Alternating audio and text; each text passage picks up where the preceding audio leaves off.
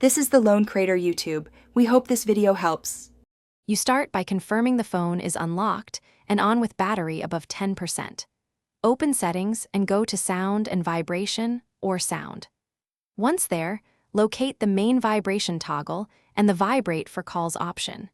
You do this now because different manufacturers place controls in slightly different places. Finding the main sound menu first saves time. Make sure to note whether you see separate app notifications or system vibration controls, so you can target the right switch next.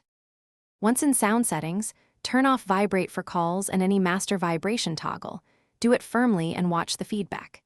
Next, open advanced or additional settings and disable haptic feedback and Vibrate on touch. These control keyboard and UI buzzes. If your device has accessibility vibration, make sure system vibrations are off there too. You're doing both the obvious and the hidden toggles so notifications, calls, and touch events stop vibrating across system and built-in apps, avoiding surprises later. Now target app level vibration.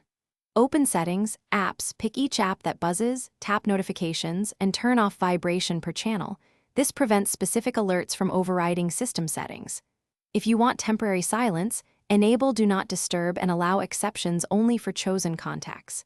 If vibration still happens, reboot the phone and inspect any third-party apps with notification access. Revoking access can stop rogue vibrations. Finally, if nothing works, reset sound settings or consult manufacturer support. Thanks for watching. Consider subscribing if we helped you.